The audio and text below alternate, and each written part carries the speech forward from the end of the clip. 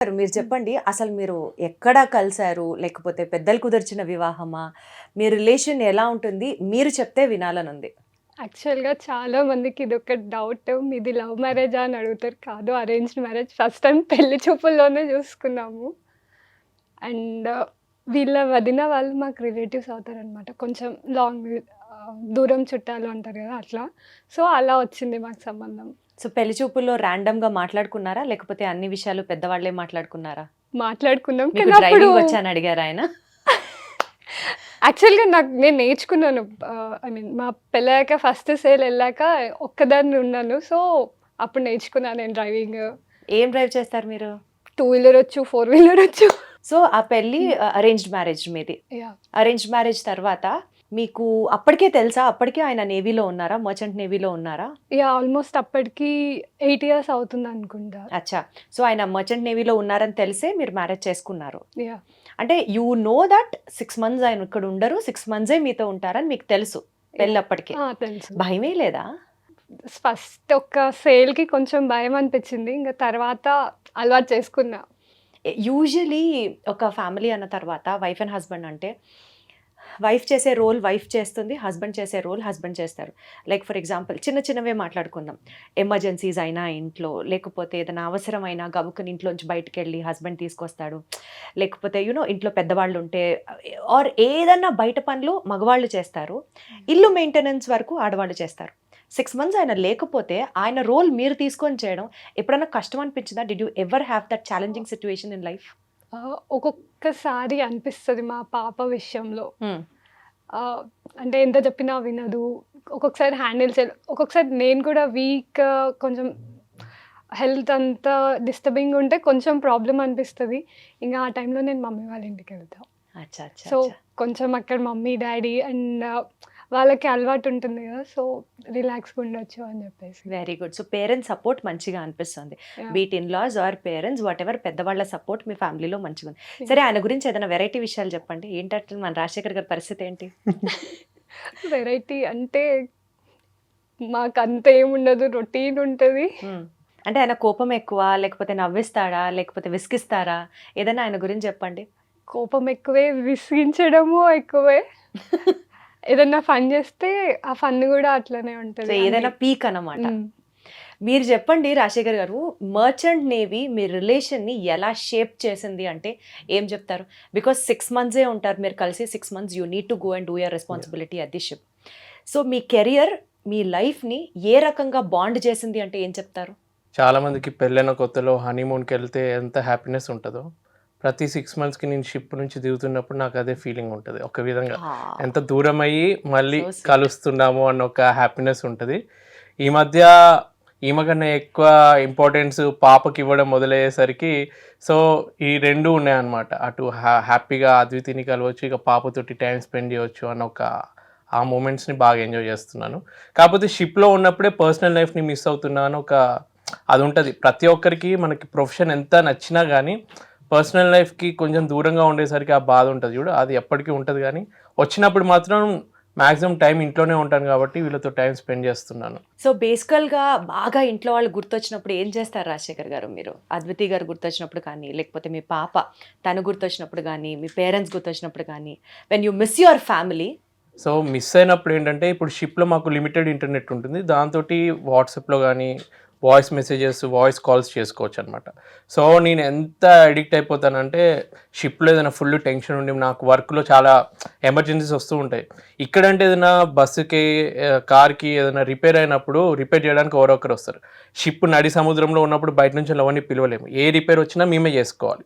So, అటువంటి emergency సిట్యుయేషన్‌లో ఒక 2 గంటలు పని చేశాననుకో, ఒక్క 5 మినిట్స్ నా రూమ్‌కెళ్తానని ఎళ్లి ఈమెకు కాల్ చేస్తున్నా. అంటే ఏదో ఒకటి పాపతోటి ఒక్క నిమిషము వీడియో కాల్‌లో వీళ్ళని చూసిందనుకో, కొంచెం రిలాక్స్ అయిపోతాననమాట. సో, ఆ విధంగా కనెక్ట్ అవుతూ ఉంటాను. అంటే వీడియో కాల్ ఒక 1 మినిట్ మాట్లాడినా కానీ, దాంతోటి ఒకప్పుడు మనకి లెటర్స్ తోటి ఉత్తరం వచ్చేది. వస్తే మనము నెలకొక్క ఉత్తరం వచ్చినా గానీ, ఆ సోల్జర్స్ అక్కడ ఉన్నవాళ్ళు ఫుల్ హ్యాపీగా ఫీల్ అయ్యేది చూడు.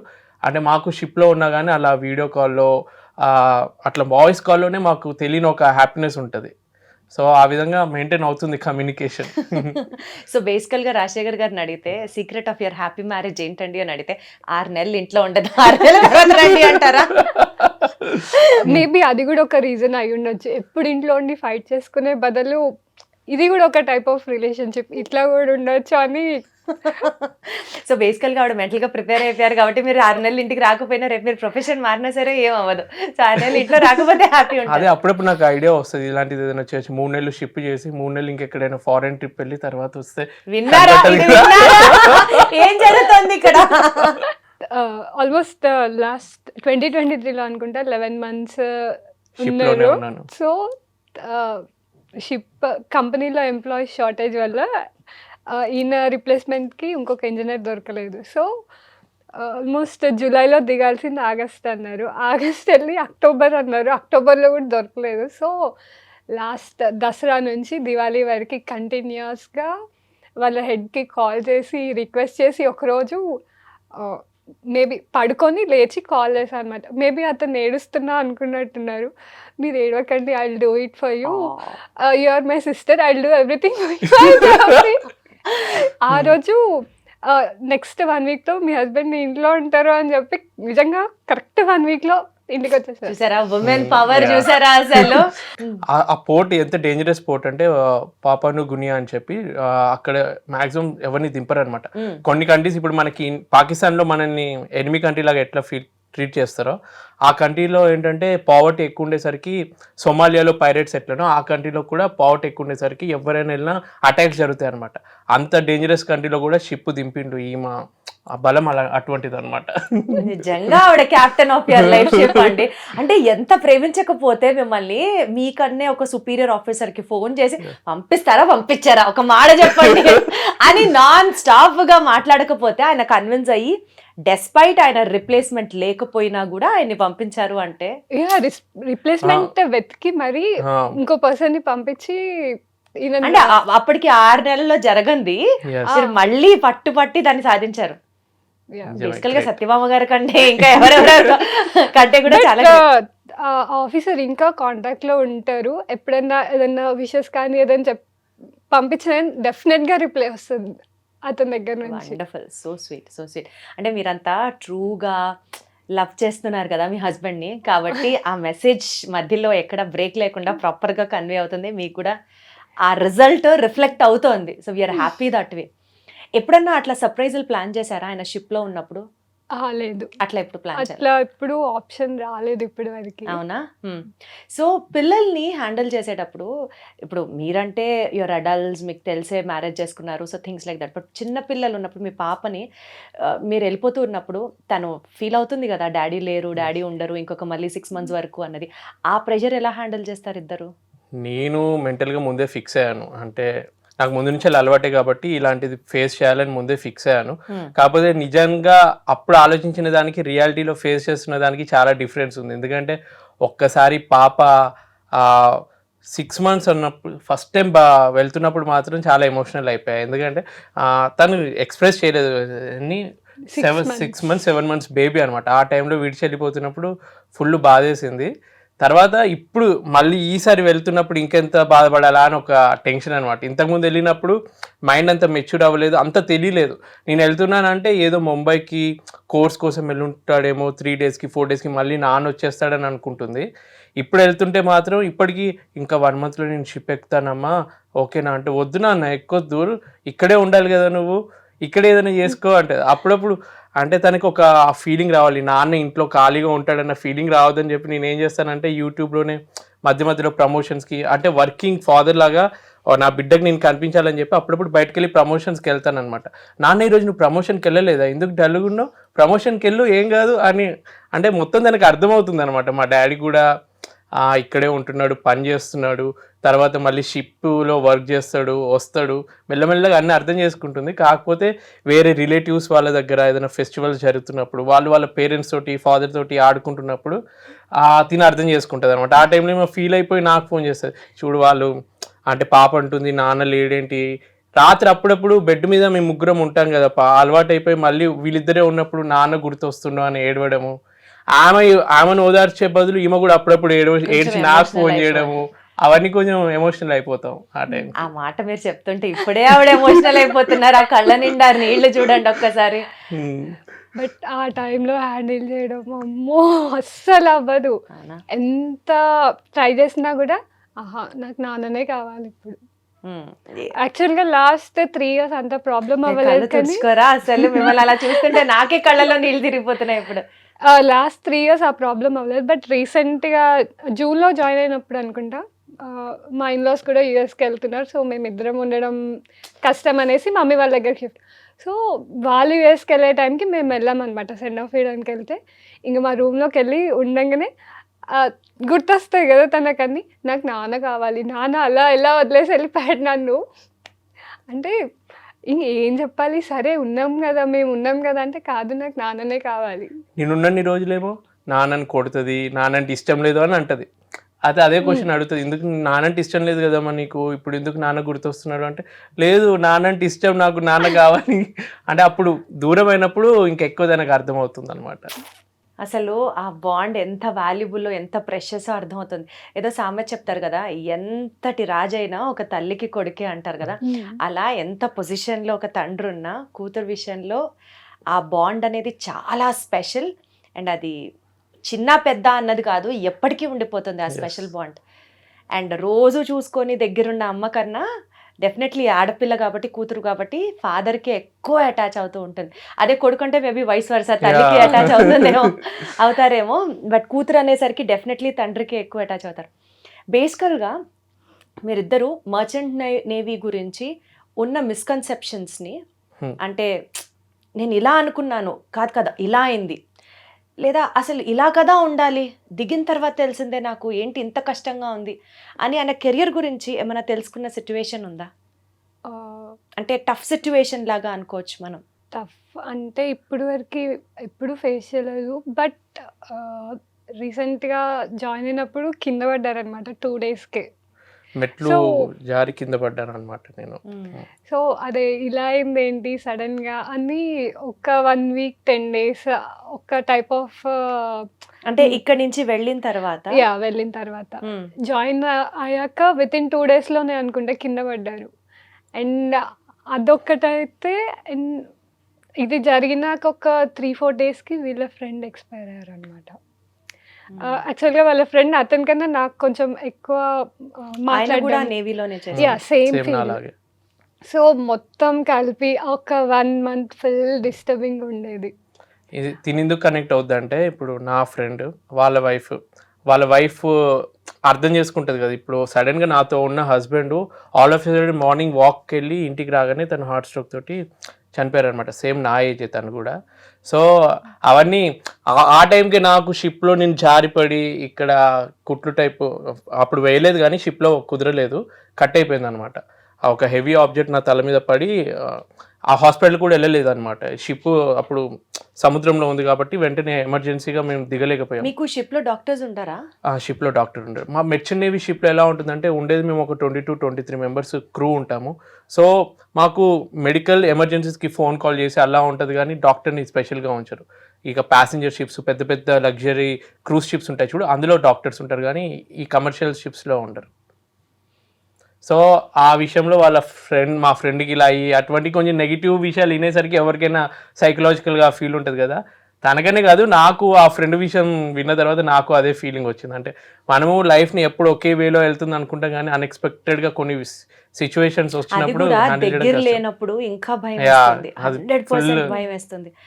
పాపం ఆవిడ ఎంత యాక్చువల్గా వాళ్ళ ఫ్రెండ్ నాకు 2 years బ్యాక్ నాకు చిన్న యాక్సిడెంట్ అయింది. సో ఆ టైంలో హాస్పిటల్లో కొన్ని డాక్యుమెంట్స్ అవన్నీ కూడా పాపం తను హెల్ప్ చేసింది అనమాట నాకు. ఆ ఫ్రెండ్ వైఫ్ లేదు, ఫ్రెండే. midnight 12కి కాల్ చేసినా కూడా నేను చేస్తారా అద్వితి అని చెప్పేసి హెల్ప్ చేసిండ్రు అనమాట. సో మేబీ మనం ఆ సిచ్యువేషన్లో కొంతమందికి కనెక్ట్ అవుతాం కదా, అట్లా యాజ్ ఎ బ్రదర్ బాగా హెల్ప్ చేస్తుండే. ఏదైనా నేను కాల్ చేసినా కూడా, ఈవెన్ షిప్లో ఉండి నేను మెసేజ్ పెట్టినా కూడా రిప్లై ఇస్తుండే అనమాట. సో అట్లా ఎక్కువ కనెక్ట్ అయిపోయాము. సో అంత దగ్గర వాళ్ళకి అలా అయ్యేసరికి you just can't take it. Yeah. అదే టైంలో ఆయనకు ఒక చిన్న యాక్సిడెంట్ లాగా Hmm. అవ్వడం, సో ఎక్కువ భయపడిపోయారు పాపం అండి. అసలు ఎంత ఎన్ని ఎన్ని ఎన్ని షాకులు ఆవిడకి అసలు బ్యాక్ టు బ్యాక్. నిజంగా అసలు వాళ్ళ ఫ్రెండ్ విషయంలో ఇప్పటికీ నాకు నమ్మాలి అని అనిపించదు. ఆల్మోస్ట్ 6 months అవుతుంది అనుకుంటా, బట్ నమ్మాలి అని అనిపించదు ఇప్పటికీ కూడా. సో బేసికల్గా మేజర్గా మీ ప్రొఫెషన్ పరంగా అద్వితి గారి రోల్ ఉండడం వల్ల ఈ ప్రొఫెషనల్ ఛాలెంజ్ని నేను ఓవర్కమ్ అయ్యాను, ఇట్స్ జస్ట్ బికాజ్ అద్వితి గారి సపోర్ట్ వల్ల నేను ఇవాళ చేయగలిగాను అన్న సాటిస్ఫాక్షన్ ఏదన్నా లెవెల్ ఉందా మీ కెరియర్లో? చాలా ఉంది. ఎందుకంటే నేను వేరే వాళ్ళతో కంపేర్ చేసుకుంటాను.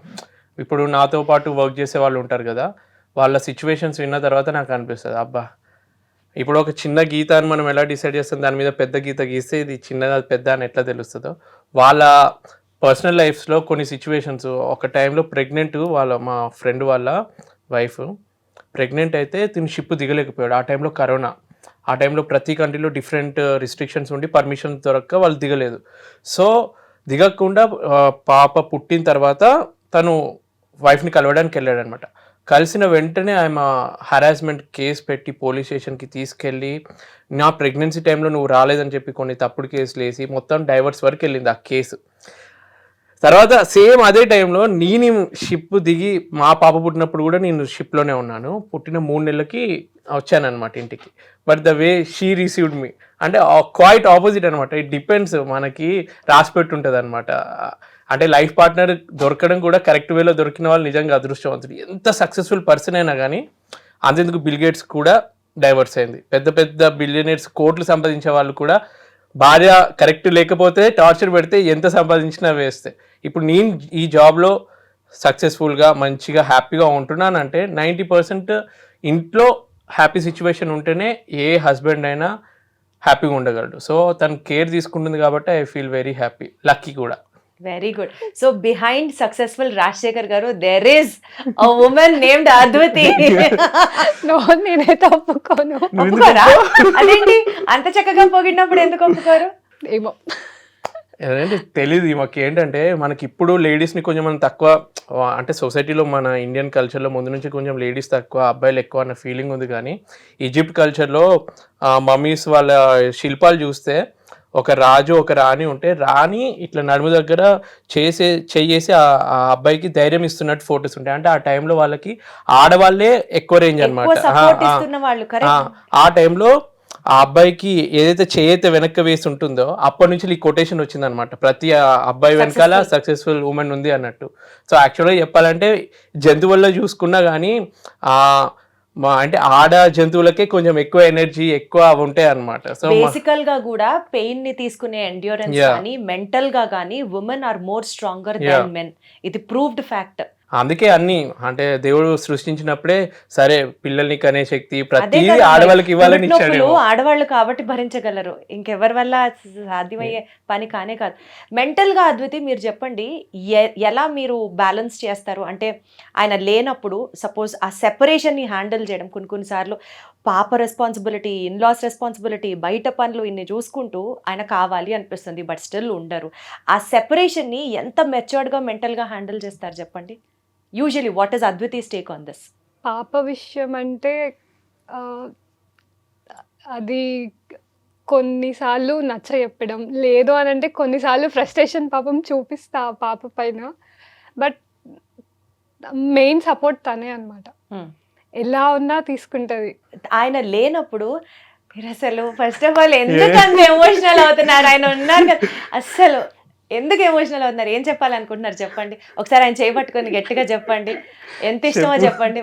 మీ కళ్ళమ్మ నీళ్లు చూస్తుంటే చేయబట్టుకోండి, ఫస్ట్ హాయిగా చేయబట్టుకోండి, చెప్పండి ఏం చెప్పాలనుకుంటున్నారు ఆయనకి. అయ్యో, ఎప్పటికీ రాజశేఖర్ ఈజ్ అద్వితీస్ ప్రాపర్టీ. ఎప్పటికీ రాజశేఖర్ అద్వితితోనే ఉంటారు, జీవితాంతం ప్రేమిస్తారు. అద్వితి లాంటి ఒక మంచి వైఫ్ దొరకడం ఆయన అదృష్టం. ఎందుకమ్మా ఎందుకంత బాధపడుతున్నారు? ఒకసారి హక్ చేసుకోండి రాజశేఖర్ గారు. అసలు పాపం చాలా ఏమైంది, ఏం ఆలోచిస్తున్నా అంటే ఇప్పుడు పాప విషయం అడిగారు కదా, ఆ సెపరేషన్ ని మీరు ఎలా హ్యాండిల్ చేస్తారు? మీకు బాగా చూడాలనిపిస్తుంది, బాగా గుర్తొస్తారు రాజశేఖర్ గారు, సో మీరు ఎలా హ్యాండిల్ చేస్తారు ఆ సెపరేషన్ ని? కాల్, వాట్సాప్ ఏదన్నా కనెక్ట్ అవుతే అలా మాట్లాడతాం అనమాట. లేదు అని అంటే ఇంకా బాగా గుర్తొచ్చారు అని అంటే ఆ టైంకి నేను పాప బయటికి వెళ్ళడం, ఏమైనా యాక్టివిటీస్, లేదంటే పాప వాళ్ళ స్కూల్ ఫ్రెండ్స్ ఉంటారు కదా, వాళ్ళ మమ్మీస్తో కనెక్ట్ అవ్వడం, అట్లా మా పాపతో కనెక్ట్ అయ్యి ఆ ఫ్లో అట్లా వెళ్ళిపోతుంది అనమాట. చెప్పడానికి ఇంత మెచ్యూర్డ్ ఆన్సర్ అయితే చెప్పారు, అసలు ఎందుకు ఇమోషనల్ అయ్యారు చెప్పండి మీరు? ఏమో లేదు, ఏదో ఒక రీజన్ అయితే డెఫినెట్లీ ఉంటుంది కదా. ఆ కళ్ళెమ్మటి నీళ్ళు ఊరికనే వచ్చినవి అయితే కాదు, లోపల చాలా ప్రేమ ఉంటేనో, లోపల చాలా బరువైన ఎమోషన్ ఉంటేనో వచ్చిన నీళ్ళు అవి. అవి అంత ఈజీగా కొట్టి పారేలేం మనం. ఎందుకు అంత ఎమోషనల్ అయ్యారు? తెలీదు, సడన్గా వచ్చేసింది. అంటే రాజశేఖర్ గారి మీద అంత ఇష్టమా, లేకపోతే ఆ నీళ్ళ వెనకాల స్టోరీ ఏంటో చెప్పండి. అది చాలా ప్రెషియస్, చాలా వాల్యుబుల్. అది స్టోరీ అంటే అట్లా ఏం లేదు, బట్ ఎందుకో తెలియదు వచ్చేసింది అట్లా ఫ్లోలో. ఈమెకి వాళ్ళ మనిషి ఇలానే ఏడ్చింది అనుకో, వస్తుంది, కళ్ళు తుడుస్తుంది, హగ్ చేసుకుంటుంది, ఏదో పెద్దవాళ్ళు చేస్తారు చూడు అవన్నీ చేస్తుంది అనమాట. ఇట ఎప్పుడైనా ఎమోషనల్ అయిపోయినప్పుడు నాకు ఆ సిచ్యువేషన్ గుర్తొస్తుంది. నేనంత ప్రేమగా ఈమె ప్రతిసారి మళ్ళీ ఏడుపు స్టార్ట్ చేసిందన్న ఫీలింగ్ అబ్బాయిలకు ఉంటుందేమో, కానీ అసలు ఏమన్నా ఎప్పుడు సార్ అర్థం చేసుకుంటారు మీరు ఆడవాళ్ళని. సో మా పాప మాత్రం నన్ను రిప్రజెంట్ చేస్తుంది అనమాట. అమ్మ తను ఏడ్చిందంటే ఫస్ట్ నన్ను తిడుతుంది, అమ్మని ఏమన్నావు నువ్వు అంటే, నేను తిట్టకపోయినా కానీ నేను ఏదైనా తిట్టినో ఏదో చేసినో అని ఫీల్ అయిపోయి నన్ను ఫస్ట్ వార్నింగ్ ఇస్తుంది. ఇప్పుడనే కాదు, 6 months అప్పుడే వీడియో కోసం ఒక బిట్ చేసామన్నమాట. ఆ టవల్ ఇలా మొహం మీద కొడితే ఈమె ఏడుస్తున్నట్టు ఒక బిట్ చేసాం. ఆ వీడియో క్లిప్ ఏదో ఒకరు చూసి 6 months అప్పుడు కొడతా అని తన స్లాంగ్లో అన్నదనమాట. ఇప్పటికీ ఆ వీడియో చూస్తుంది అనమాట. ఆ ఫస్ట్ బిట్ చూస్తుంది చూడు, అప్పుడు నా అమ్మని ఎందుకు కొట్టినావు అని చెప్పి ఇప్పుడు మళ్ళీ వచ్చి కొడుతుంది, ఎందుకు అమ్మని అట్లా చేసినావు అని చెప్పి. యాక్టింగ్ కోసం చేసినా తను ఆ తట్టుకోలేదు. బేసికల్ గా ఎక్కువ ఉండేది అమ్మతోనే కదా, కాబట్టి అమ్మని కంటికి రెప్పలా చూసుకుంటూ ఉంటుంది అండ్ ఎక్కువ కనెక్ట్ అయ్యేది కూడా అమ్మతోనే కదా. డెఫినెట్లీ నాన్న కావాలి, బట్ స్టిల్ రోజంతా ఉండి ఎక్కువ చేసేది అమ్మే కాబట్టి, పిల్లలు కాబట్టి ఎక్కువ కనెక్ట్ అవుతారు మదర్స్తో కూడా.